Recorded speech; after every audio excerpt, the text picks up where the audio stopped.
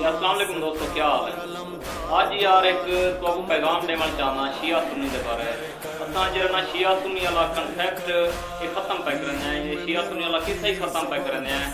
وہ مختصر دساں کہ نبی پاک صلی اللہ علیہ وآلہ وسلم دے امام حسین علیہ السلام نواسے امام حسین علیہ السلام تے کربلا دے وچ بہت زیادہ ظلم کیتے گئے ہیں۔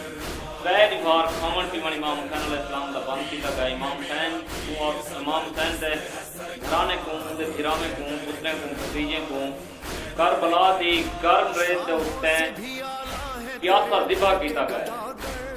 اگر ایک گال خوشی مناون دی ہے پیچھے رل کے خوشی منانے، اگر ایک گال رومن دی ہے غم کران دیے پیچھے اور رل کو غم کرنے ہیں۔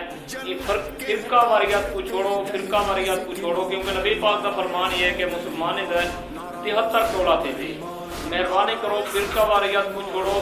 میں تو صرف یہ دسانا چاہنا امام حسین تے کربلا وچ ظلم تھا، اور اللہ تعالیٰ نے 6ویں سپارے وچ پہلی آیت سے فرمایا لا یحب اللہ سنبھلتم دا ترجمہ تے لکھا ہے کہ اللہ تعالیٰ نے لوگوں کو پسند نہیں کرنا جڑے اونچی آواز روندن یا چیخ و پکار کرن، لیکن مظلوم سے روان دی اللہ تعالیٰ اجازت دیندا ہے۔ یہ 6ویں سپارے دی پہلی آیت ہے سنبھلتو دا ترجمہ۔